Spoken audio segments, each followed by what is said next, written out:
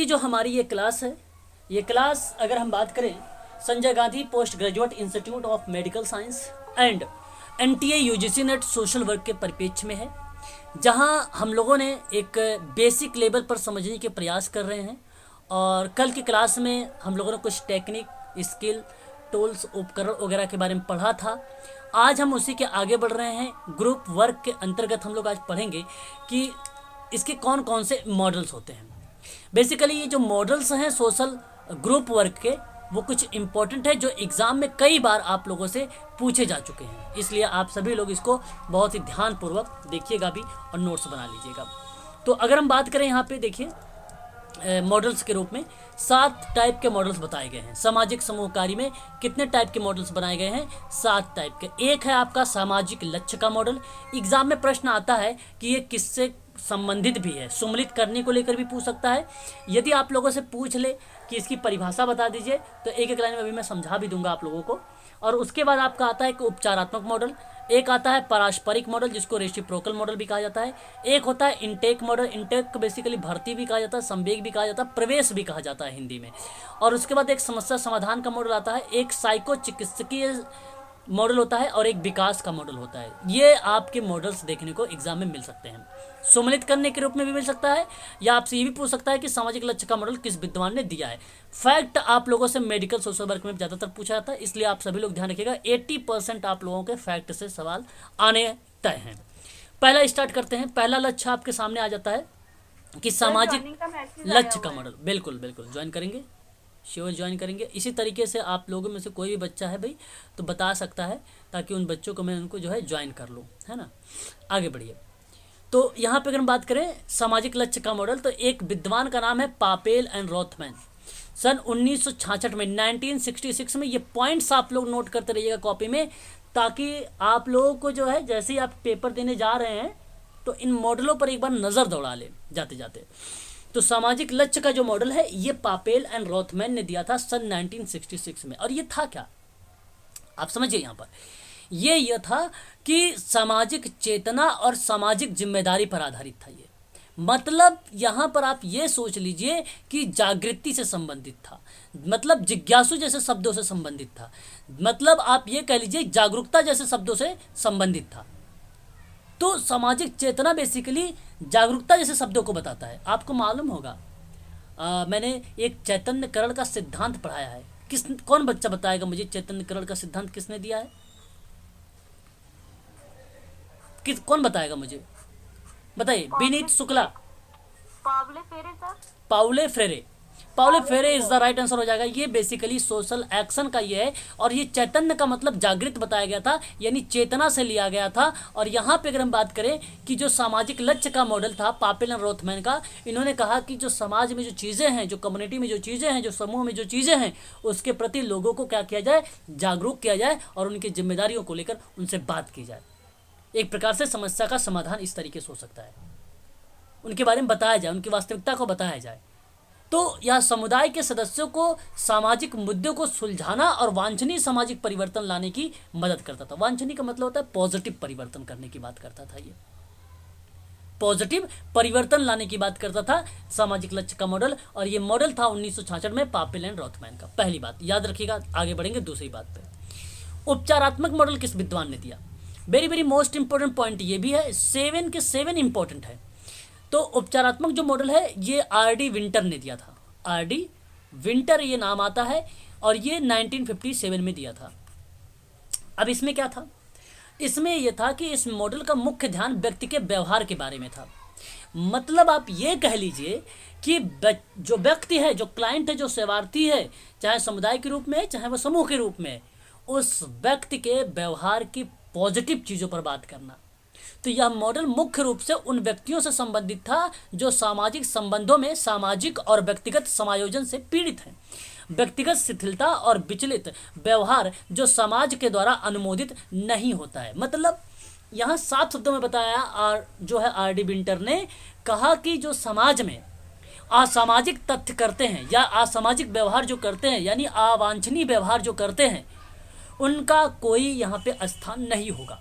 मतलब क्लाइंट का नहीं, यहाँ उस व्यवहार की मैं बात कर रहा हूँ, उस व्यवहार का कोई स्थान नहीं होगा। क्लाइंट का स्थान तो रहेगा, तभी तो व्यवहार के माध्यम से, पॉजिटिव व्यवहार के माध्यम से उस व्यक्ति को समाज की मुख्य धारा से जोड़ा जाएगा।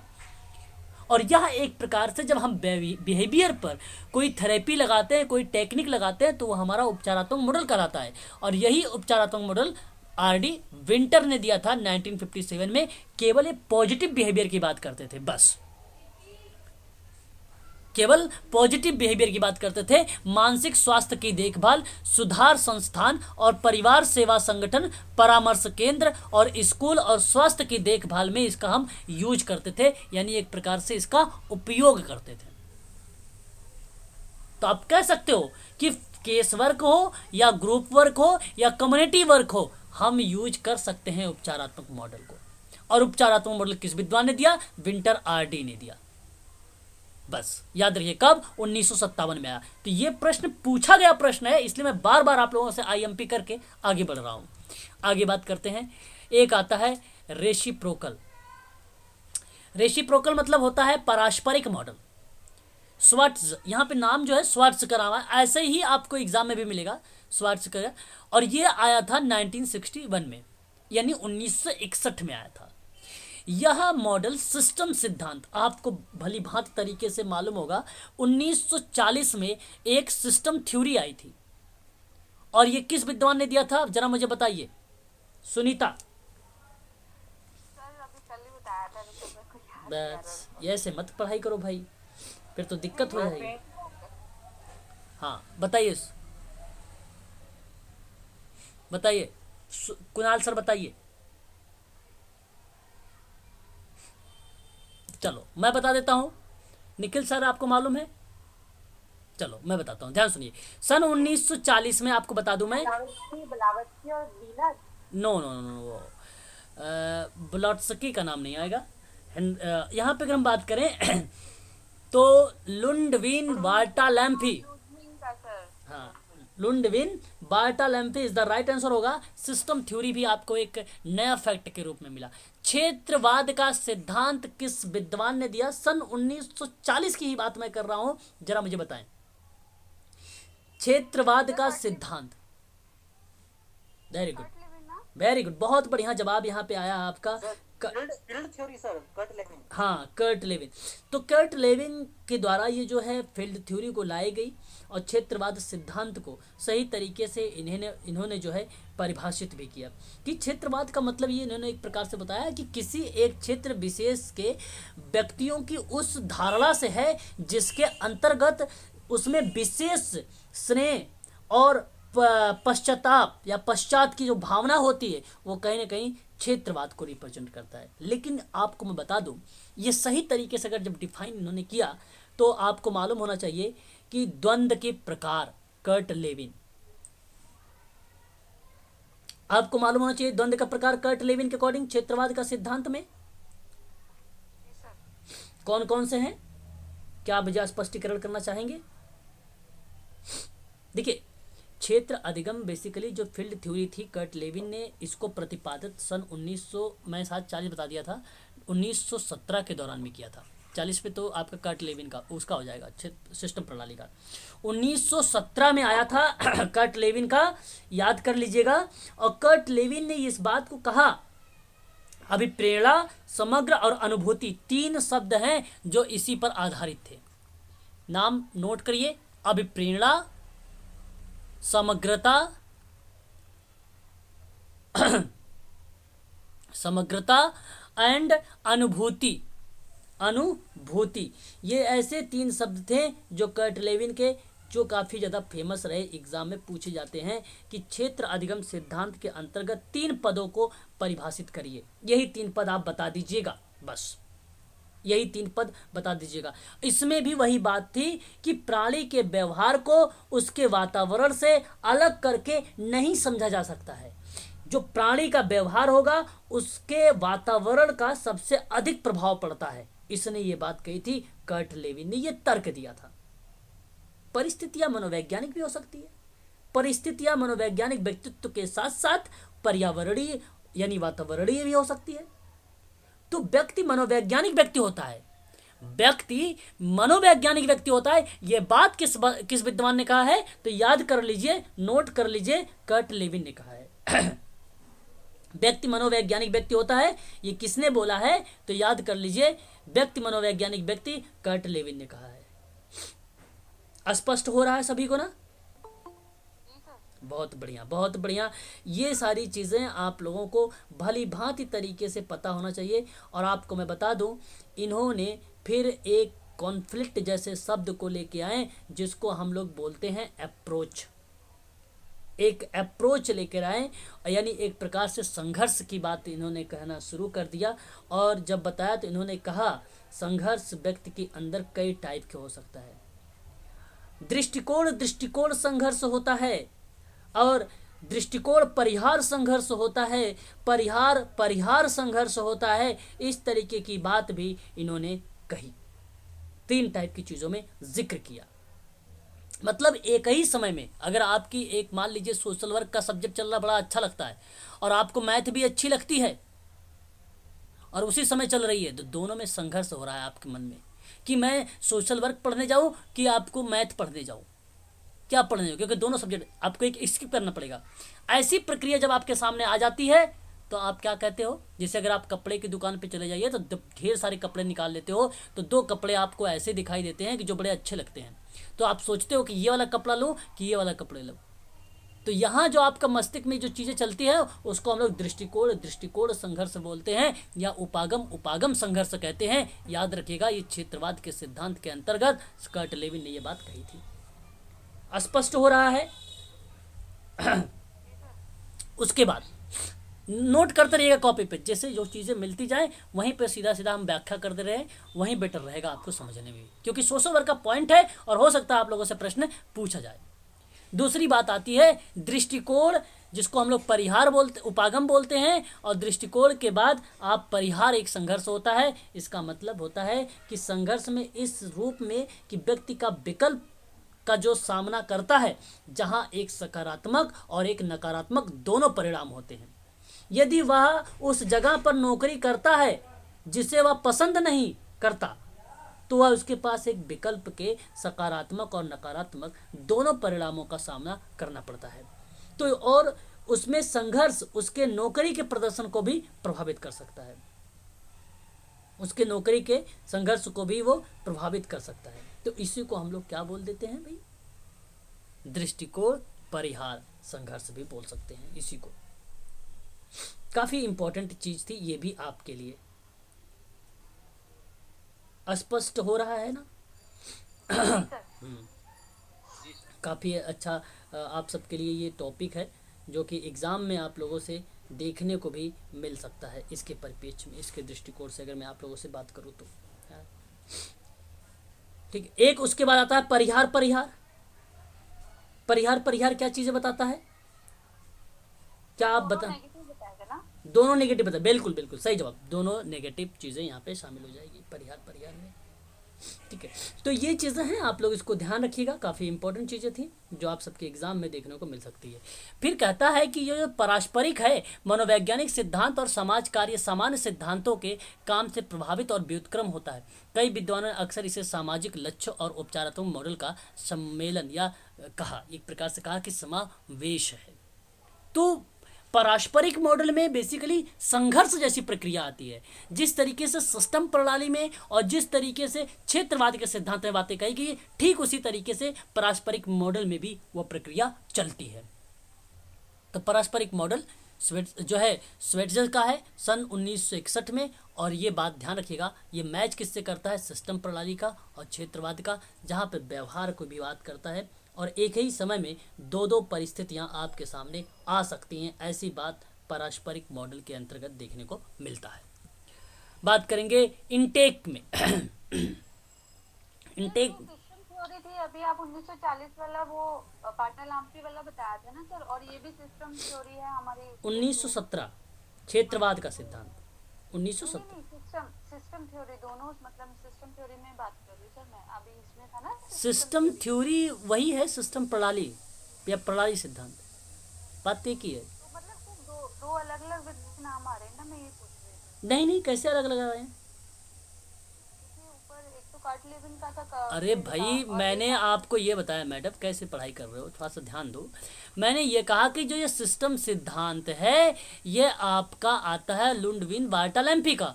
ये जो क्षेत्रवाद का सिद्धांत है यहाँ नाम आता है कर्ट लेविन का। और जो ये पारस्परिक मॉडल है ये सोर्जेस का नाम आता है, ये 1961 में। हाँ सर ठीक है, सॉरी मेरे को लगा कोई और विद्वान का नाम अरे लिया। कहाँ इतना Sorry, कंफ्यूज हो रहे हो, चलो कोई बात नहीं है, लेकिन कंफ्यूज मत रहिए, स्पष्टीकरण करते हुए पढ़ते चलिए आप लोग आगे। आगे हम बात करेंगे एक इनटेक मॉडल। देखिए बेसिकली इनटेक मॉडल ये कोई वर्ष नहीं है कि ये एग्जैक्ट इसी वर्ष में आया है। हाँ ये तरीका है, ये पहले से ही चलाया जा रहा है कि अगर आप कोई काम करेंगे तो सेवार्थी को आप जिस तरीके का है उसी के रूप में स्वीकृति प्रदान कर दो, और जब ऐसे ही आप स्वीकृति प्रदान करते हो तो वहाँ पे इनटेक प्रक्रिया ऑटोमेटिक बन जाती है। तो कोई वर्ष इसका एग्जैक्ट नहीं आया था।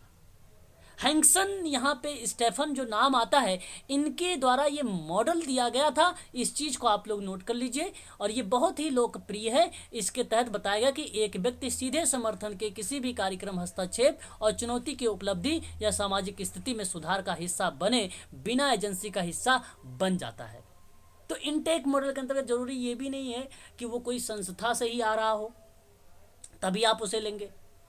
भाई मैं ये कह रहा हूँ कि अगर आप मान लीजिए किसी मेडिकल सोशल वर्क में, आप संजय गांधी में मान लीजिए नौकरी लग गई और कोई क्लाइंट आपके पास गया तो क्या आप पूछेंगे आप कौन से हॉस्पिटल है? बाय द वे वो अकेले इंडिविजुअल करके आया हो तब भी एक्सेप्ट कर लेंगे, आपको तब भी एक्सेप्ट कर लेना है।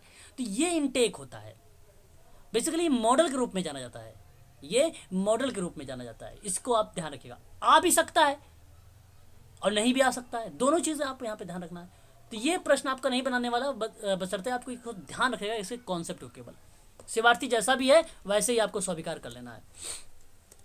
यहाँ पे एक बात करते हैं, समस्या समाधान सामाजिक कौशल का मॉडल। ये आपको मालूम होना चाहिए, समस्या समाधान का जो कौशल है ये आया है 1957 में। किस विद्वान ने दिया था बताइए जरा, शुक्ला महोदय बताइए। 1957 में आया था, किस विद्वान ने दिया था? जी, समस्या समाधान का मॉडल, ध्यान रखिएगा आप सभी लोग, ये मॉडल कर्ट लेविन के द्वारा दिया गया।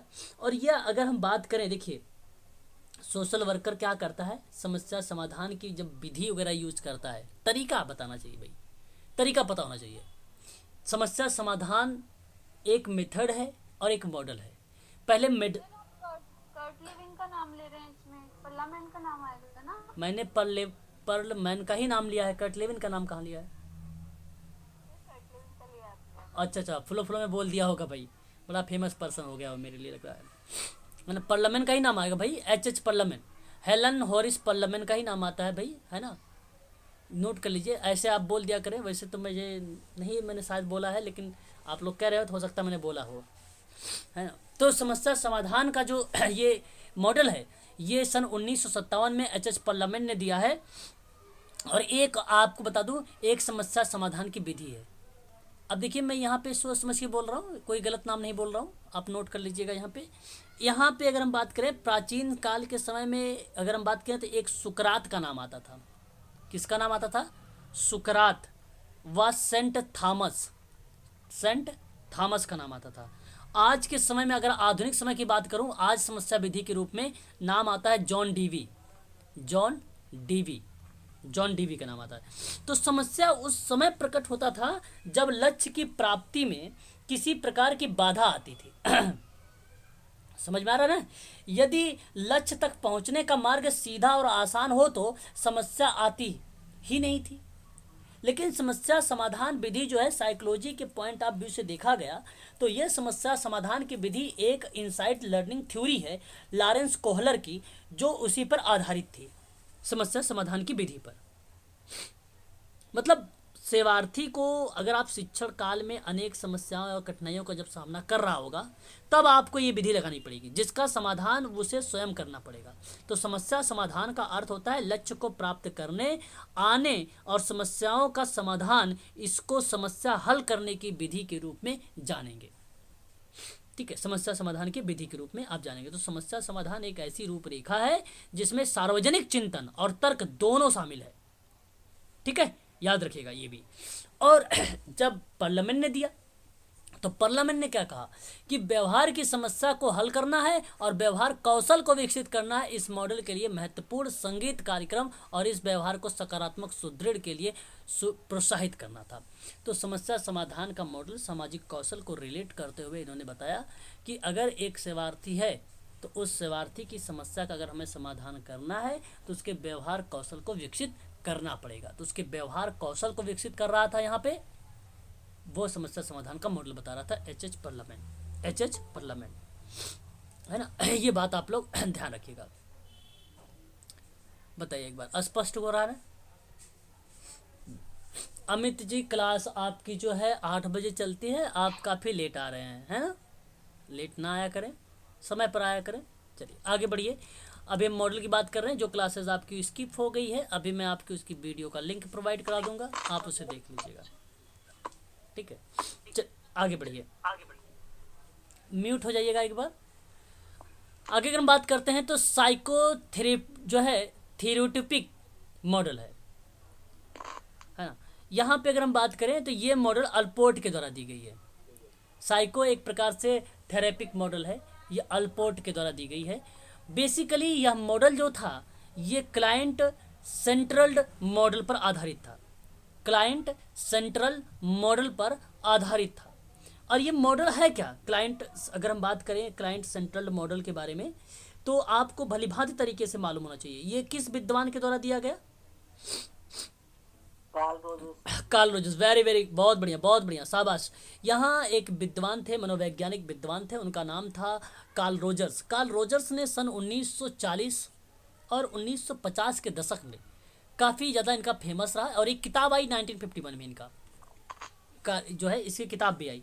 तो आपको बता दो यह जो अप्रोच के रूप में काम करता है जहाँ पे व्यक्ति की भावना और संबंध से संबंधित होता है, वो मानसिक स्वास्थ्य और आत्म अवधारणा को मजबूत बनाता है। तो बेसिकली यहाँ पे जो साइकोथेरेपिक मॉडल है, जिसे आप ये कह लीजिए साइकोथेरेपिक भी बोल सकते हैं, ठीक है। और इस मॉडल पर जो आधारित था, जहाँ हम व्यक्ति की भावनाओं को समझकर उसको समाज की मुख्य धारा से जोड़ना, यानी उसकी मानसिक स्वास्थ्य और आत्म अवधारणा को मजबूत करना, उसके कॉन्सेप्ट को मजबूत करना, वो प्रक्रिया अल्पोर्ट वाले मॉडल में आई थी। और यह मॉडल बेसिकली अल्पोर्ट का जो था वो कार्ल रोजर्स पर आधारित था। किस पे आधारित था? कार्ल रोजर्स पर आधारित था। इस चीज़ को आप लोग ध्यान रखिएगा, काफ़ी इंपॉर्टेंट है आप सबके लिए ये भी। इसमें मैं आपको एक बात बताना चाहूँगा कि ये जब हम टेक्निक के रूप में इसका यूज करते हैं तो कैसे यूज करते हैं। तो आप ध्यान रखिएगा कि मानसिक स्वास्थ्य व्यवसाय को इस दृष्टिकोण का उपयोग करते हैं और अपने क्लाइंट को बदलने के लिए आवश्यक शर्तों को बनाने का प्रयास करते हैं। तो इसमें चिकित्सकीय वातावरण शामिल किया गया है और उसी के अनुसार गैर निर्णय और सहानुभूति जैसे शब्दों का भी प्रयोग में लाया जाता है ना। तो इस चीज़ को आप ध्यान रखिएगा सभी लोग यहाँ पर, ठीक है। तो ये चीज़ आपका हो जाएगा। आगे बढ़ेंगे तो एक आता है विकासात्मक मॉडल, और ये बेरुस्टीन का आता है सन 1955 में आता है, 1955 में आता है। और ये ग्रुपों की निकटता की डिग्री में देखा जाता है और अन्योन्याश्रय के सार पर स्थापित होता है। ठीक है, विकासात्मक मॉडल क्या चीज़ें बता रहा है आपको, एक प्रकार से अगर हम बात करें तो सारांश की बात कर रहा है। ये निष्कर्ष की बात कर रहा है एक प्रकार से कि भाई इसके अंदर कितना विकास हुआ, कितना विकास नहीं हुआ, इन सारी चीज़ों को देने की बात करता है एक प्रकार से।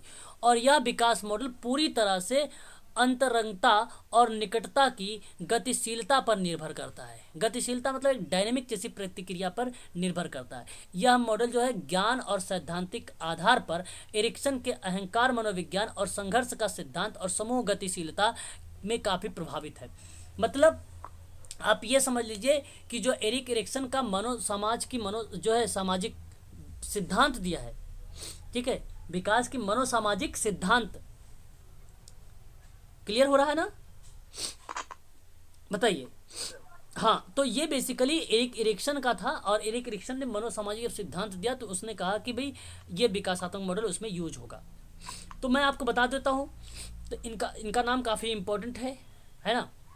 इन्होंने एक बताया था शैशवावस्था, एक बताया था शैशवावस्था जिसमें विश्वास बनाम अविश्वास था। आठ अवस्था के बारे में बात किया एरिक एरिक्सन ने। कितने अवस्था के बारे में? 8।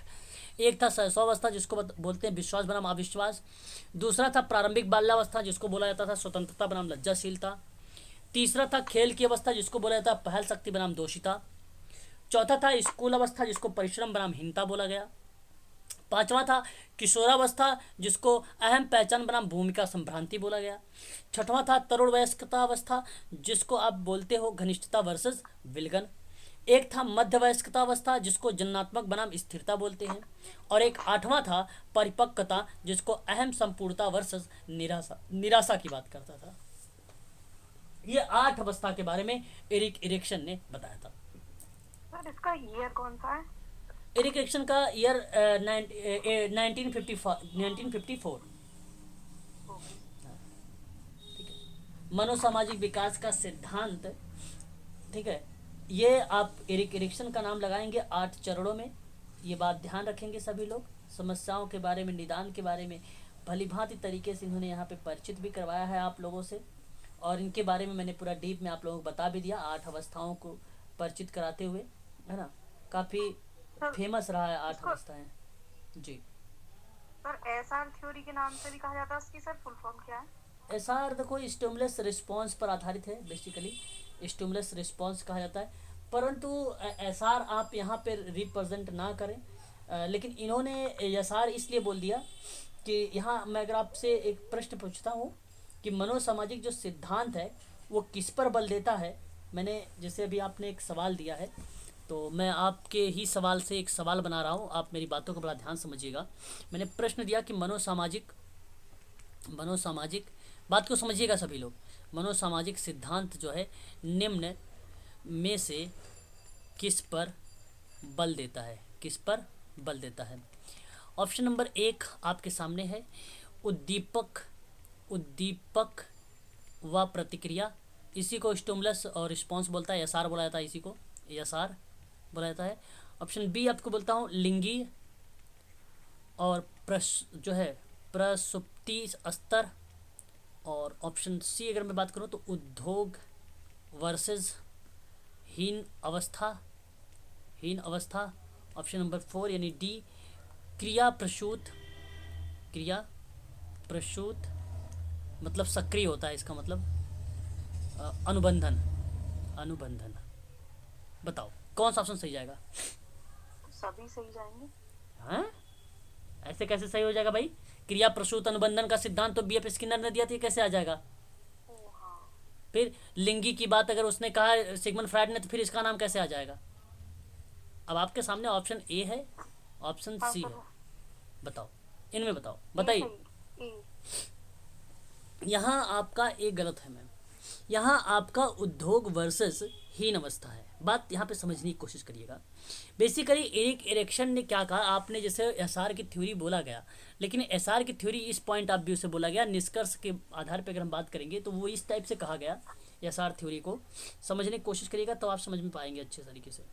तो उन्होंने ये कहा एसआर में कि अगर उद्दीपक और प्रतिक्रिया और क्रिया प्रसूत सक्रिय अनुबंधन सीखने के संबंधित जो सिद्धांत है, जहां आप कोई उद्दीपक दिखा रहे हैं और बच्चा काम में तीव्र गति दिखा रहा है। मैं अगर आपसे कहूं कि बेटा ये टोकन है और टोकन आपको मिलेगा अगर आप अच्छे से काम करोगे, अगर मैं ही आपसे कहूं कि भाई मैं आपको जो है ये गोल्ड मेडलिस्ट या गोल्ड से आपको जो है सम्मानित करूंगा यदि आप यहाँ पर ये एग्ज़ाम क्रैक कर लेंगे, तो ये मेरे आपके लिए क्या हुआ? आपने उद्दीपक देखा गोल्ड और फिर आपने प्रतिक्रिया कर दिया। आपने क्या किया? प्रतिक्रिया किया। तो वो एसआर बेसिकली ओसीटी को रिप्रेजेंट करता है मैम। हाँ, ये बच्चा ये जो प्रतिक्रिया बताया निष्कर्ष में मनोसामाजिक में ये चीज़ें शामिल रहेगी। परंतु यहाँ पे उद्योग वर्सेस हीनता की अगर मैं आप लोगों से बात करूँ तो चौथी अवस्था है जिसको 6 से 12 अवस्था कहा गया, स्कूल की अवस्था बोली गई थी, उसमें हमें उद्योग वर्सेस हीन भावना की बात कही गई थी। वो आपका सही रहेगा। यदि मान लीजिए बच्चे को माता पिता या शिक्षक के द्वारा प्रोत्साहन या प्रशंसा की जाती है तो वह अपने कौशल में सक्षमता और विश्वास की भावना विकसित कर लेता है, और हीन की भावना विकसित होने में संभावनाएं होती है, तो इसमें बच्चा अल्प सफल बन जाता है, तो उसमें हीन की भावना आ जाती है। तो ये चीज़ें थी इसमें बेसिकली। है ना। तो इस चीज़ को याद रखिएगा। यहाँ पे यसार को तो समझिएगा कि इसका पूरा नाम स्टिमुलस रिस्पॉन्स है और ओसीटी में ये बातें यूज़ की गई थी। यहाँ पे सही जवाब ऑप्शन नंबर आपका सी करेक्ट रहेगा। तो क्या ये मेरा प्रश्न आप लोगों को समझ में आया? बताइए, बताई दीजिए एक बार। हाँ, तो और ये 1940 में एक किताब आई थी चाइल्डहुड एंड सोसाइटी करके ना, 1950 में, वो उस दौरान में आया, लेकिन 1954 में एक थ्योरी के रूप में ये आ गई, डेवलप हो गई, एक थ्योरी के रूप में डेवलप हो गई। आगे बढ़िए। तो ये चीज़ें थी यहाँ पे। फिर उसके बाद संघर्ष का सिद्धांत आया, है ना। संघर्ष का सिद्धांत। अब संघर्ष का जो सिद्धांत है, सुन लीजिए एक बार देख, कोई बच्चा अनम्यूट हो गया है जिसकी वजह से आवाज़ बैकग्राउंड आ रही है। जो संघर्ष का सिद्धांत है वो बेसिकली समाजशास्त्र और समाज मनोविज्ञान में इतिहास की भौतिकवादी इस व्याख्या करता है, जहाँ पे द्वंद्वात्मक पद्धति लागू होती है। ओके ओके ओके ओके, हाँ भाई अमित सर, आप एक बार अनम्यूट रहें। आप म्यूट जो है हो जाते हैं, अनम्यूट कर लेते हैं, तो आपके यहाँ से जो है बैकग्राउंड आवाज़ आती है। जब आपका डाउट रहेगा तो आप अनम्यूट करके बोलिएगा। अभी आप म्यूट रहिए, है ना। तो यहाँ अगर हम बात करें तो जो संघर्ष का सिद्धांत था वो बेसिकली संघर्ष का सिद्धांत वर्ग का सिद्धांत पूछे, पूंजीवाद को रिप्रेजेंट करे, ठीक है। तो आप किसका नाम लगाएंगे? कार्ल मार्क्स का नाम लगाएंगे। किसका नाम लगाएंगे? कार्ल मार्क्स का नाम लगाएंगे। द्वंद्वात्मक भौतिकवाद की बात करेगा तो भी आप नाम लगाएंगे कार्ल मार्क्स का। सर्वहारा क्रांति की बात होगी तब भी आप कार्ल मार्क्स का नाम लगाएंगे। लेकिन जहां ध्यान रखिएगा, जहां सर्वहारा क्रांति रहेगी उसी के साथ साथ एक शब्द जुड़ा रहेगा शासक वर्ग, तब भी आप उसी की आलोचना करता है, एक प्रकार से उसी की व्याख्या करता है, ये उसकी भी बात करना। एक पता है आपको, झूठी चेतना बहुत फेमस है। झूठी चेतना, झूठी चेतना, ये एग्जाम में ऐसे ही पूछा था, झूठी चेतना किसकी है। तो ये भी कार्ल मार्क्स और एक फ्रेडरिक एंगल्स हैं, उनका नाम आता है। वर्ग चेतना भी इन्हीं का नाम आता है। द कम्युनिटी मैनिफेस्टो का नाम इन्हीं का नाम आता है। द होली फैमिली इन्हीं का नाम आता है, कार्ल मार्क्स का ही। ये सारी चीज़ें जो है विकासात्मक मॉडल पर आधारित रही थी। तो आप सभी लोग ध्यान रखिएगा इनके बारे में थोड़ा सा। फिर उसके बाद आता है समूह की गतिशीलता। समूह की गतिशीलता की अगर हम बात करें, देखिए कर्ट लेविन, यहाँ पे जो गतिकी की बात करने वाले विद्वान रहे, कर्ट लेविन की अहम भूमिका रही। हालांकि इसमें सिगमंड फ्रायड भी भूमिका अपने निभाए हैं समूह की गतिशीलता में, है ना, सिगमंड फ्रायड के भी। लेकिन गतिशीलता की बात करें, सामूहिक गतिकी की बात करें, सोशल डायनेमिक की बात करें, तो वो बेसिकली आपकी बात करता है सब ग्रुप डायनेमिक की, तो वो कर्ट लेविन बात करता है। इन सभी चीज़ों पर बात करें तो ये प्रभावित था विकासात्मक मॉडल, है ना, विकासात्मक मॉडल। याद रखिएगा आप सभी लोग, ये चीज़ें इंपॉर्टेंट रहेंगी। आधुनिक संघर्ष का सिद्धांत के अगर संस्थापक पूछेगा तो कहीं आप कार्ल मार्क्स का नाम मत लगा दीजिएगा, आप वहाँ पे सी राइट का नाम लगाइएगा। सी राइट मिल्स का नाम लगाइएगा। सी राइट मिल्स का नाम लगाइए। आधुनिक संघर्ष का सिद्धांत है, आधुनिक संघर्ष का सिद्धांत। आधुनिक का मतलब आज होता है ना। हाँ, देखिए एक मैं बता दूं आपको, इनके बड़े उल्लेखनीय कार्य रहे हैं। जैसे अगर मैं बात करूं इनका, केवल एक white collar, white crime collar नहीं, मैं वाइट कॉलर की बात कर रहा हूँ। वाइट क्राइम कॉलर की बात सुदरलैंड ने किया है, लेकिन सफ़ेद कॉलर की बात अगर किया है तो वो राइट मिल्स ने किया है, राइट मिल्स ने किया है। 10 इतनी बातें आप लोग यहाँ पे ध्यान रखिएगा। तो ये चीज़ें आपकी झूठ की अवधारणा कार्ल मार्क्स, किसकी अवधारणा सर?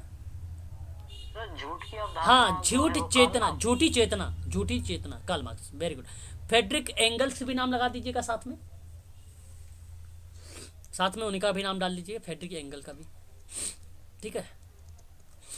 चलिए, तो ये चीज़ें आपको स्पष्ट हो गई, कोई दिक्कत तो नहीं होगी आप लोगों को ना? आप बता दीजिए एक बार मुझे। चलिए, बहुत बढ़िया है। अगर आप लोगों को ये चीज़ें समझ में आ गई है तो बहुत अच्छी बात है, बड़ी खुशखबरी की बात है आप सबके लिए। तो आगे हम बात करेंगे। अब हमारा एक प्राथमिक प्रणाली के अंतर्गत, जो प्राथमिक प्रणाली वाल्टर एंड्रास फ्रीडलैंडर ने दिया था, उसी का एक विधि है जिसको हम लोग कम्युनिटी ऑर्गेनाइजेशन के नाम से जानते हैं। सॉरी, अभी इसमें एक चीज़ रह गई है ना, अभी इसमें रह गया है, प्रारूप हो गया आपका। रॉथमैन पापेल के बारे में हमने लोगों ने पढ़ लिया है, सामाजिक लक्ष्य का प्रारूप यहाँ पे पढ़ लिया। अच्छा, यहाँ पे आप देख सकते हैं अमेरिका में सन 1930 में आया था, परंतु आप 1930 ना 1966 याद रखिएगा आप सभी लोग। औपचारिक मॉडल में विंटर का नाम आपको मालूम होना चाहिए, ये तो मैंने बता चुका हूँ आप लोगों को। फिर उसके बाद आपका पारस्परिक मॉडल भी बता चुका हूँ आप लोगों को। कर्ट लेविन का प्रारूप मैंने बता दिया आप लोगों को भी। फिर उसके बाद मैंने देखो एक चीज़ और ध्यान रख लो यहाँ पे एक चीज़ और ध्यान रखो, टुब्बस प्रारूप। ये भी देखो समूह कार्य। देखो मैं बताऊँ, अगर आप लोगों के पास इग्नू की बुक होगी ना, ये सारे मिलेंगे आपको। इग्नू की बुक होगी तो इग्नू की बुक के हिसाब से अगर बात करें तो ये सारे मिलेंगे, लेकिन आप थोड़ा सा ध्यान रखिएगा। तो स्टेनवार्ड टुब इनका पूरा नाम है। तो एक टुब्बस प्रारूप आया था, टुब्बस प्रारूप आया था, और इसमें भी अभिविन्यास, द्वंद्व और सहमति और समापन जैसी 4 चरणों को यूज किया गया था। और ये ऐसे थी कि समूह की अंतःक्रिया को बात करता था। ये क्या बात करता था? समूह की अंतःक्रिया का अध्ययन करता था, और यहाँ पे 4 चरणों के साथ वो काम करता था। ये टुब्बस, और टुब्बस पहला था अभिविन्यास, दूसरा था द्वंद्व, तीसरा था सहमति, चौथा था समापन। बस आपका ये हो गया क्लियर, यह याद रखिएगा टुब्बस का प्रारूप। और इसके बाद एक आया फीसर्स का प्रारूप आया। अच्छा, यहाँ पे आप फीसर्स का नाम एनेवा टेस्ट वगैरह से मत जोड़िएगा, ठीक है। यहाँ पे ये देखिए फीसर्स का प्रारूप आया। फीसर्स ने क्या बताया? निर्णय आविर्भाव का प्रारूप बताया। ये 4 चरणों में विभाजित किया गया, अभिविन्यास, द्वंद्व, आविर्भाव और जो है दृढ़ीकरण। ये 4 चरण थे, और इसमें सदस्य एक दूसरे से परिचित करते हैं और एक दूसरे के बारे में जानकारी प्राप्त करते हैं। प्रथम तनाव का अनुभव करते हैं, दूसरा क्या बताता है आपका? अभिविन्यास का बताता है तनाव का अनुभव, दूसरा आपका चरण द्वंद्व के लिए जो होता है वो दूसरे तनाव को नाम दिया जाता है, और तीसरा सदस्य जो होता है सहमत नहीं होता है और यहाँ पे दूसरे से वाद विवाद और विचार व्यक्त करने लगता है। ये तीसरी बात बताता है आविर्भाव को। फिर उसके बाद समूह चर्चा पर सदस्यों के अपने अपने विचार जो स्पष्टीकरण होता है वो सुदृढ़ीकरण को रूप में आ जाता है, ठीक है। तो जहाँ पे समूह सदस्य अपने अपने निर्णय सहयोग देते हैं, निर्णय निश्चित करते हैं, वो आपका क्या बन जाता है? एक प्रकार से दृढ़ीकरण बन जाता है। तो ये चारों भी आप लोग ध्यान रखिएगा, फीसर्स के भी। तो वहाँ पे कुछ अंतर खास नहीं था, द्वंद्व वही है आपका। यहाँ पर भी बात करें तो आपका जो मिल जाएगा वो द्वंद्व मिल जाएगा। तीसरे में आप केवल देख लीजिए कि वहाँ सहमति दे दिया है और यहाँ पे आविर्भाव दे दिया है, बस यही फर्क है। और उसमें चौथा समापन दे दिया था, फीसर में क्या दे दिया था? दृढ़ीकरण दे दिया था। बस यही अंतर है, आप इसको ध्यान रखिएगा। आगे बात करें, एक टुकमैन टकमैन ऐसे करके आता है नाम, है ना। अभी इनके बारे में बात करेंगे, काफ़ी इंपॉर्टेंट पर्सन रहे हैं ये, है ना। तो सन 1965 और 63 ये काफ़ी ज़्यादा फेमस रहे, 63 और 65 के समय दौर पे। ये 4 स्तर के बारे में बताएं, और बाद में सन 1977 में एक स्तर को और जोड़ दिया। तो यहाँ पे आज के निर्माण में अगर हम बात करें, फॉर्मिंग है, स्टॉर्मिंग है, नॉर्मिंग है, फिर परफॉर्मिंग है, फिर अब्जॉर्बिंग है ना भाई। तो ये आपके 5 स्टेप है। क्रम आप लोगों से एग्जाम में पूछ भी लिया जाता है, तो आप लोग इसको ध्यान रखिएगा। काफ़ी इंपॉर्टेंट सवाल ये भी था आप सबके लिए, है ना, बनाता है। पुल का प्रारूप की बात करें, यहाँ पे देखिए ये पुल का प्रारूप जो है मार्शल स्कॉट पुल ने ही दिया। ये बेसिकली बहुअनुक्रमक प्रारूप है, निर्णय लेने की दिशा में ये काम करता है। इस प्रारूप में बताएं तो अनेक पद्धतियां हैं, जैसे कार्य पद्धति के बारे में बात करना, विषय पद्धति के बारे में बात करना, संबंध पद्धति के बारे में बात करना, है ना, विभंग बिंदु, या इसी का आप ये कह लीजिए कि लास्ट वाले बिंदु होता है समापन बिंदु, वही कहा जाता है। तो आप समापन बिंदु को शामिल करता है। तो आपको बता दूं मैं, नंबर 1 यहाँ पे एक कार्य पद्धति, नंबर 2 विषय पद्धति, नंबर 3 संबंध पद्धति, नंबर 4 समापन। ये आपका पुल का प्रारूप कंप्लीट, ठीक है। मार्शल स्कॉट पुल ने दिया था ये। हाँ, आप यहाँ पे चाहो तो आप वर्ष भी मेंशन कर सकते हो, 1981 में आया है। अब यहाँ पे देखिए गोरसिक यहाँ पे बात करें गोरसिक के बारे में। गोरसिक का एक प्रारूप है। गोरसिक का जो प्रारूप है वो बेसिकली समयनिष्ठता सामंजस्य प्रारूप का सुझाव देता है। तो यहाँ पे अगर हम बात करें तो आकस्मिक निर्णय, संरक्षा, निष्पादन से समूह विकसित होता है।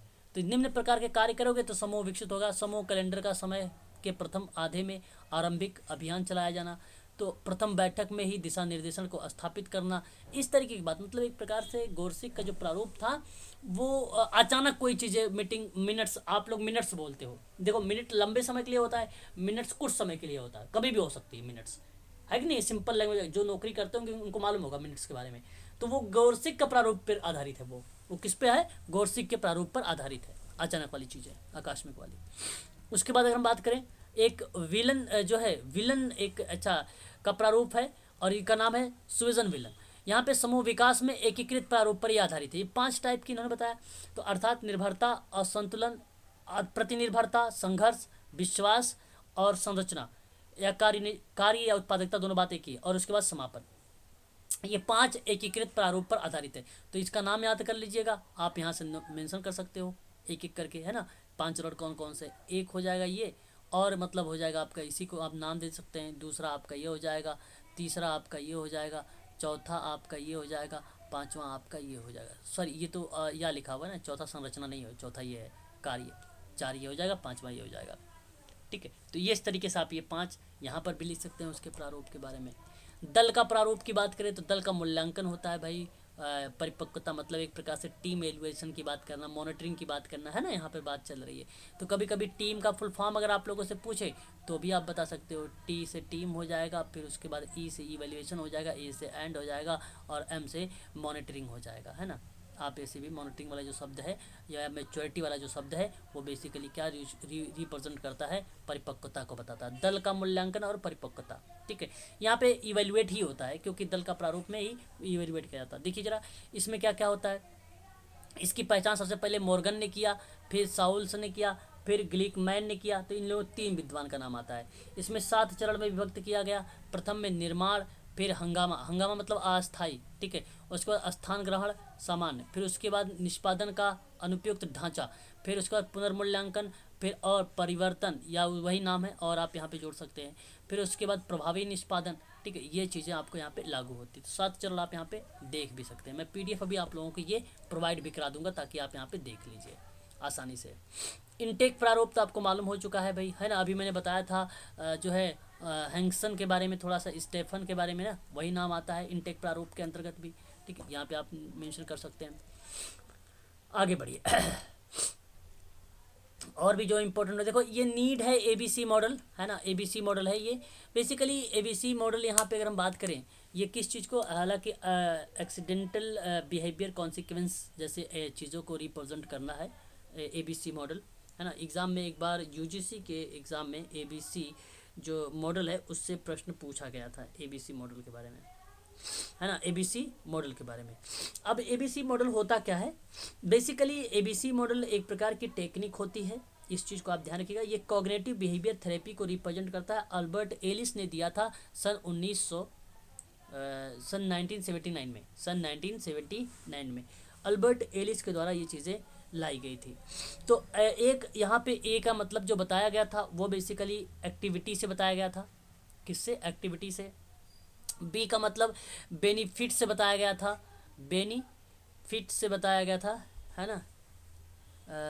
बेनिफिट नहीं, बेनिफिट नहीं, बिलीव होगा, बिलीव आपका सही रहेगा यहाँ पे, बिलीव से बताया गया था। और उसके बाद जो सी का अर्थ बताया गया था, कॉन्सिक्वेंस से बताया गया था। किससे, कॉन्सिक्वेंस से बताया गया था।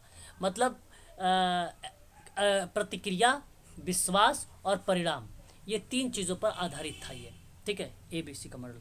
अब ABC मॉडल जो यूज किया गया तो कॉग्निटिव बिहेवियर थेरेपी में यूज किसने किया, अल्बर्ट एलिस ने। कब यूज किया, 1979 में। बेसिकली इसकी परिभाषा की बात करें तो अगर हम लोग कैपलान की ही आती है, कैपलान की आती है। तो इसके बारे में पूरा एक विस्तृत लेवल पर या चर्चा पर चर्चा सन 2008 के रूप में आप यहाँ पे देख सकते हो। एक एडिशन या संस्करण के रूप में आया था, आप ये ना कहें कि यही आया था, है ना, संस्करण के रूप में आया था। तो ये चीज़ आप ध्यान रख लीजिएगा, काफ़ी इंपॉर्टेंट है ये, है ना। अब इसके बाद आगे चलिए, इसको छोड़ दीजिएगा, फिर आगे बढ़ते हैं। ये वेरी वेरी मोस्ट इम्पोर्टेंट, मैंने कहा था अभी आप लोगों से बताया भी था, शायद आपके ग्रुप में ये मैसेज भी डाल रखा है कि 1950 में वेल्स ने समूह विकास की अवस्था जो बताया था, सबसे पहले ओरिएंटेशन बताया था, फिर मूल्यांकन बताया था, फिर निर्णय बताया था। तो यानी दिशा निर्धारण को ओरिएंटेशन कहा जाता है, मूल्यांकन को ही हम अगर बात करें इवेल्युएट कहा जाता है, निर्णय लेने का मतलब डिसीजन मेकिंग कहा जाता है। तो ये वेल्स के द्वारा बताए गए थे, एग्जाम में पूछे गए ये है, ये आप लोग नोट कर लीजिएगा, ठीक है। यहाँ पर आपका ये पॉइंट हो जाएगी। पहला, टकमैन की बात करें तो फॉर्मिंग आता है, फिर स्टॉर्मिंग आता है, फिर नॉर्मिंग आता है, फिर परफॉर्मिंग आता है, फिर एडजॉर्मिंग आता है। ये 5 टाइप के ऐसे बनाए जाते हैं। इन 5 के बारे में आप ध्यान रखिएगा। और कब आया था, सन 1963 में आया था, मैंने आपको पहले भी बता रखा अभी ऊपर। कैलिंग की बात करते हैं सन 1972 में। दिशा निर्धारण का मतलब होता है ओरिएंटेशन के बारे में। फिर विरोध की बात होती है। फिर उसके बाद हमने बातें करें तो समझौता होता है। फिर घनिष्ठता होता है। फिर समापन होता है। ये भी नाम इंपॉर्टेंट है। ट्रेकर का भी नाम इंपॉर्टेंट है। सॉरी कैलिन का नाम भी इंपॉर्टेंट है। ट्रेकर की बात करें, देखिए अब आता है सन 1972 में इन्होंने क्या दिया, प्रारंभ आता है, समूह भावना का आविर्भाव आता है, फिर मित्रता का विकास आता है, फिर सशक्त समूह आता है और फिर समूह भावना का पतन होता है। ये स्टेप है, ये अवस्था है। जैसे आपको बताऊं मैं, किसी जब आप मनोसामाजिक विकास की अवस्था पढ़ते हैं तो पहले आप पढ़ते हैं शैशवावस्था, बाल्यावस्था, है ना, फिर उत्तर बाल्यावस्था, फिर युवावस्था, फिर प्रौढ़ावस्था। ठीक उसी प्रकार से समूह का जब विकास होती है तो वो भी अवस्थाओं से गुजरती है। तो आप यहाँ पर देख सकते हैं कौन कौन सी अवस्थाएं से गुजर रहा है। फिर गारलैंड, जोन्स एंड कोलंडी का नाम आता है सन 1976 में, 1976 में। इन्होंने मान्यता पूर्व की बात किया है, अधिकार और नियंत्रण की बात किया है, फिर उसके बाद घनिष्ठता की बात किया है, फिर अलगाव की बात है, फिर विभाजन, फिर समाप्ति की। ये 6 चीज़ों के बारे में बात की है, 6 स्टेप के बारे में इन्होंने बात की। बाकी यहाँ पे ये जो 3 लोग हैं ये 5-5 स्टेप, और ये केवल 3 स्टेप बताए हैं, ये आपका 4 स्टेप बताए हैं। ठीक है, यहाँ बात करें अगर हम नॉर्दर्न आयरलैंड के बारे में, 2001 में आया था ये। समावेश, दिशा निर्धारण होता है पहला स्टेप। दूसरा अनिश्चितता पर्यवेक्षण होता है। तीसरा पारस्परिक एवं लक्ष्य और सफलता होता है।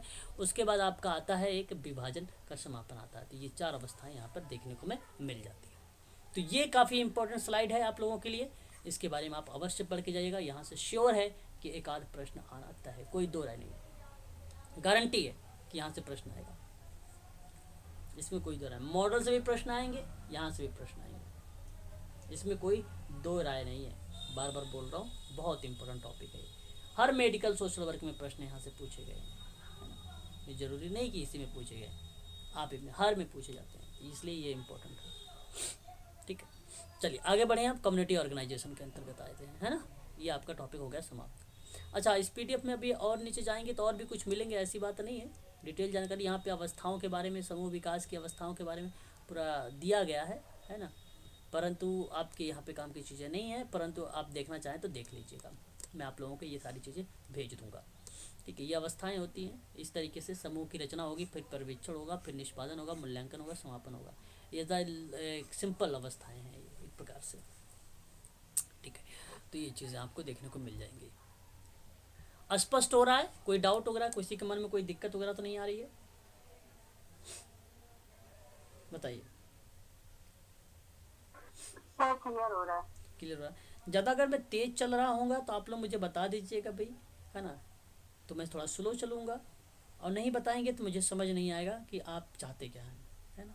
इसलिए आप अवश्य बताइएगा, कोई भी दिक्कत हो रही है किसी भी प्रकार की तो आप मुझे अवश्य बताइएगा। चलिए बात करेंगे कम्युनिटी ऑर्गेनाइजेशन के अंतर्गत। कम्युनिटी ऑर्गेनाइजेशन की बात अगर हम करें, यहाँ पे रॉस का नाम आता है। यहाँ पे अगर हम बात करें तो सिद्दीकी का नाम आता है, जैक रोथमैन का नाम आता है, यहाँ तक कि डनहम का नाम आता है। ये जो मैंने पर्सन के नाम बताए हैं ये काफ़ी इंपॉर्टेंट है। और कम्युनिटी ऑर्गेनाइजेशन में ये लोग अपना एक प्रकार से जो है वर्चस्व फैला रखा है। अब कम्युनिटी ऑर्गेनाइजेशन होता क्या है, मैं आपको बता दूं एक सिंपल भाषा में, कि किसी एक समुदाय में रहने वाले व्यक्तियों के हित, किसी एक समुदाय में रहने वाले व्यक्तियों के हित आपस में जुड़े होते हैं और वे समुदाय के उत्थान के लिए विभिन्न सामुदायिक संगठनों की स्थापना करते हैं। और यह संगठन सामाजिक, धार्मिक, आर्थिक, सांस्कृतिक किसी भी प्रकार का हो सकता है। परंतु जब समाज में रहने वाले लोगों के हित आपस में टकराने लगते हैं तो कुरीतियाँ और वाह आडंबर का जन्म होने लगता है। तो उन्हें खत्म करने के लिए सामाजिक आंदोलन का उदय होने लगता है, और यह प्रक्रिया सामुदायिक संगठन से होकर गुजरती है, सामुदायिक संगठन से होकर गुजरती है। इस बात को आप लोग ध्यान रखिएगा। बात करेंगे अगर हम कम्युनिटी ऑर्गेनाइजेशन के अंतर्गत, होता क्या है कम्युनिटी ऑर्गेनाइजेशन। आपको मालूम होना चाहिए कि मनुष्य के जीवन में समुदाय का खास महत्व भूमिका है, और प्रत्येक व्यक्ति किसी न किसी समुदाय का सदस्य होता है। यह समुदाय एक ऐसा मानव समूह है जिस औपचारिक रूप से संगठित नहीं किया जा सकता है। वास्तव में यह मनुष्यों का वह समूह जो साथ साथ रहता है और साथ साथ रहकर जीवन यापन भी करने लगता है। तो उसी के पॉइंट ऑफ व्यू से सामुदायिक संगठन की बात करें तो कहता है कि जिसमें सामुदायिक संगठन का तात्पर्य किसी समुदाय या समूह के लोगों द्वारा आपस में मिलकर कल्याण कार्यों की योजना बनाना और इनके क्रियान्वयन के लिए उपाय और साधनों का निश्चित करना। किसी समुदाय से संबंधित प्रक्रियाएं अनेक प्रकार की हो सकती हैं, अतः सामुदायिक संगठन की प्रक्रिया का मतलब केवल उस प्रक्रिया से है जिसमें समुदाय की शक्ति और योग्यता विकास किया जा सकता है। तो वो बेसिकली समुदाय कहलाता है, एक प्रकार से कम्युनिटी कहलाती है। कम्युनिटी क्या है भाई? समाज कार्य में अगर हम बात करें तो सामुदायिक कार्य बहुत महत्वपूर्ण है और सामुदायिक विकास का एक आंदोलन के रूप में भी परिभाषित हम कर सकते हैं। भाई वर्तमान समय में अगर हम बात करें समाज कार्य के अंतर्गत तो सामुदायिक संगठन का महत्व बढ़ता जा रहा है, क्योंकि सामुदायिक संगठन एक ऐसी प्रक्रिया है जिसमें समुदायों को संगठित किया जाता है, इसलिए इसकी प्रक्रिया बढ़ रही है। और समुदाय के अंतर्गत सभी वर्गों को शामिल किया जाता है और इसके अतिरिक्त सामुदायिक कार्य में समाज के लिए सभी समुदायों के कल्याण के लिए कार्य किया जाता है। तो याद रखिएगा सामुदायिक संगठन तो ये भूमिका बेसिकली इंग्लैंड में सबसे पहले व्यवस्थापन गृह आंदोलन के रूप में सन 1880 में ये प्रारंभ हुआ था और वहाँ पे गृह निर्धन लोगों की आवश्यकताओं की पूर्ति करते थे। विद्यार्थी या क्लाइंट वर्ग ऐसे क्षेत्रों में जाकर बसा जहाँ कामगार वर्ग बसा हुआ था, तो वे स्वयं को निर्धन वर्ग के रूप में चिन्हित करते थे। धर्मार्थ संगठन में क्या हुआ कि व्यवस्थापन गृह के माध्यम से अमेरिका में भी अपना प्रभाव जमाया। सन 1880 में अमेरिका ने भी धर्मार्थ कार्यों के लिए चैरिटी ऑर्गेनाइजेशन सोसाइटी की स्थापना की और वहां पर सन 1873 में आर्थिक मंदी के कारण उत्पन्न जो सामाजिक समस्याएं थी वहां पे ग्रामीण क्षेत्रों के पलायन करने के रोकने के लिए परस्पर समन्वय जैसी एक्टिविटी को शामिल किया। तो व्यवस्थापन गृह COS में सन 1880 में निभाई भूमिका यूएसए ने, बेसिकली यूएसए की जो स्थापना की गई थी वो 1877 है, 1877 है। इस बात को आप लोग ध्यान रखिएगा सभी लोग, है ना। काफ़ी इंपॉर्टेंट चीज़ें हैं ये चीज़ें। उसके बाद आगे अगर हम बढ़ें तो यहाँ पे आपसे कहता है कि सामुदायिक संगठन का मतलब किसी निश्चित क्षेत्र में वहाँ के निवासी समूहों की आवश्यकताओं, कार्यों और उपलब्धि साधनों के बीच प्रभावपूर्ण सामंजस्य स्थापित करने से था, है ना। और इसका अर्थ किसी भौगोलिक क्षेत्र में व्यक्तियों के समूहों का परस्पर मिलकर अपनी समाज कल्याण के अनुभूति आवश्यकताओं को निर्धारित करना था और उसकी पूर्ति हेतु आवश्यक उपाय लगाने की बात करता था। और साथ ही साथ यहाँ पे अगर हम बात करें उसकी समस्या, आवश्यकता, समझ इत्यादि को ढूंढकर और उसी के आधार पर निदान की प्रक्रिया के आधार पर फिर वह उपचार करता था। तो समुदाय एक प्रकार से चेतना उत्पन्न करती थी, संपूर्ण आवश्यकताओं की संतुष्टि की बात करती थी, नेतृत्व को विकसित करती थी, एक समरूपता प्राप्त करने के लिए साधनों का विकास करता था। तो समुदाय में एक निश्चित स्थान था, लोगों का समूह था, सामुदायिक भावनाएं थी, अस्थायी स्वभाव थे, प्राकृतिक स्वभाव थे, समानताएं थी, विशेष नाम था, बृहद लक्ष्य थे। ये सब समुदाय के पार्ट माने गए, है ना, पार्ट माने गए। तो इस चीज को आप लोग ध्यान रखिएगा। सामुदायिक संगठन को दो भागों में डिवाइड कर दीजिए, एक तरफ समुदाय को कर दीजिए, एक तरफ संगठन को कर दीजिए।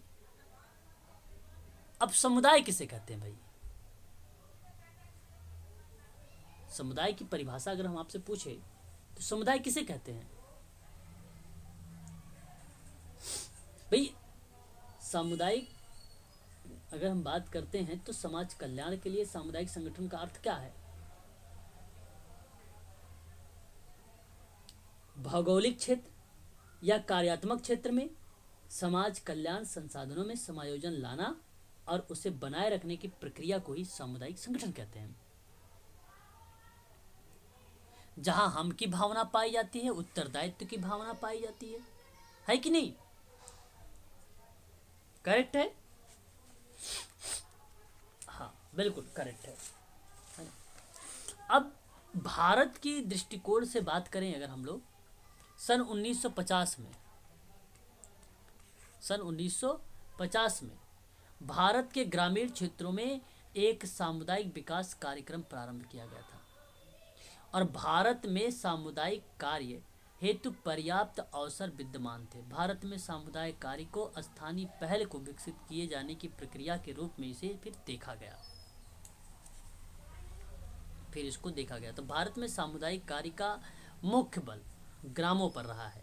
तो सामुदायिक कार्य का मुख्य स्वरूप जो था सुधारवादी पर आधारित, और जो निर्धन वर्ग के लोग थे उनको राहत प्रदान करने के लिए समाज कार्यकर्ताओं द्वारा शहरी मलिन बस्तियों में अपना कार्य प्रारंभ कर दिया था।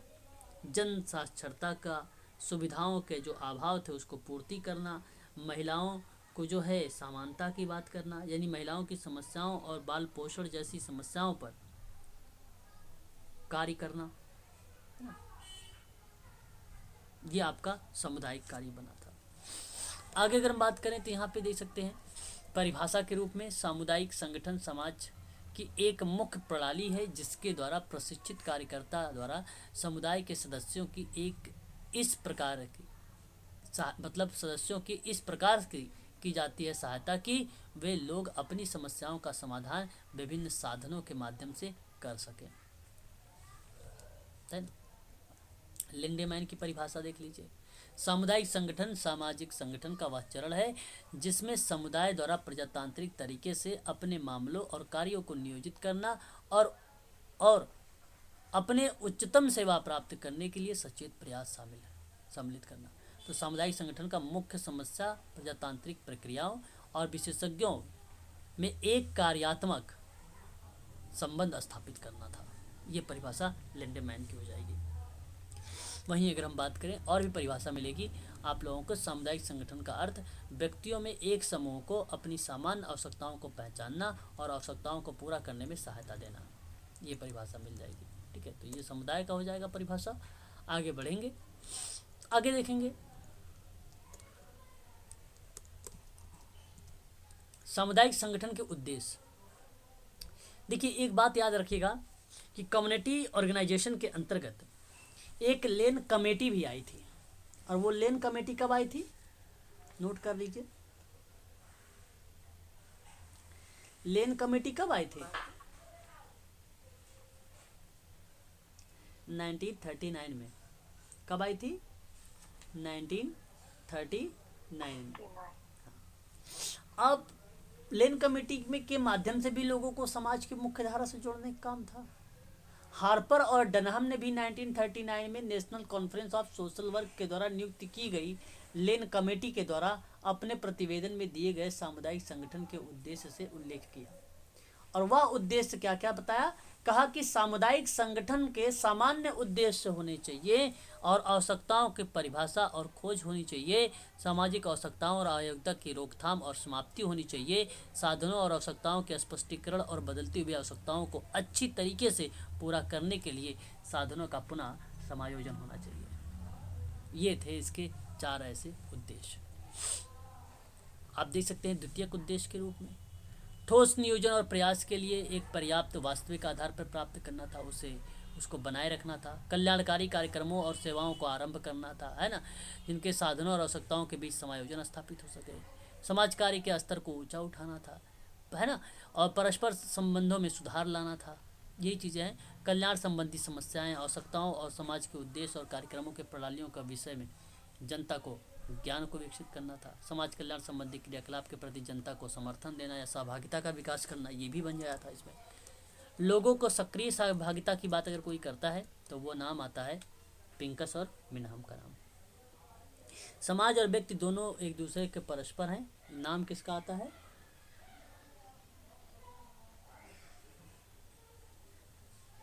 हैमिल्टन का। ठीक है, याद रखिएगा। समाज सामाजिक संबंधों का जाल है। मैकाइवर एंड पेज का नाम आता है। ठीक है, याद रखने वाली चीज़ें हैं ये सारी, है ना। सैंडरसन और पॉल्सन ने विशिष्ट उद्देश्य बताए थे 7 उद्देश्य थे इसके। ये ज़्यादा दे दिया क्या? बेसिकली मुख्य रूप से 7 ही उद्देश्य को देखने को मिले थे। तो सामुदायिक पहचान की चेतना जागृत करना था, संपूर्ण आवश्यकताओं की संतुष्टि करना था, सामाजिकरण के साधन के रूप में सामाजिक सम्मिलन में वृद्धि करना था, सामुदायिक आत्मा और भक्ति भावना द्वारा सामाजिक नियंत्रण करना था, संघर्ष को रोकना था, कुशलता को सहयोग में वृद्धि करना था, समुदाय में अवांछनीय प्रभाव और परिस्थितियों की रक्षा करना था, समान आवश्यकताओं का पता लगाना था और एकमतता प्राप्त करने के साधनों का विकास करना था, नेतृत्व का विकास करना था। ये सैंडरसन और पॉल्सन के अकॉर्डिंग बताया गया था उद्देश्य, है ना। बस तो आज के लिए बस इतना ही रखिए। कल हम लोग पढ़ेंगे सामुदायिक संगठन के प्रकार के बारे में, क्या क्या इसके प्रकार होते हैं, ठीक है। उनके प्रकारों को देखते हुए कल की क्लास आपकी जो है सामुदायिक संगठन भी समाप्त हो जाएगा। फिर हम लोग बढ़ जाएंगे यूनिट नंबर 3 पर। यूनिट नंबर 3 आपका फिर आपका आ जाएगा नेतृत्व वाला, ठीक है। नेतृत्व वो भी आपका 2 दिन लगेगा, बस 2 दिन में आपका यूनिट नंबर 3 भी खत्म हो जाएगा। 2 दिन, केवल मात्र 2 दिन में आपका समाप्त हो जाएगा, ठीक है।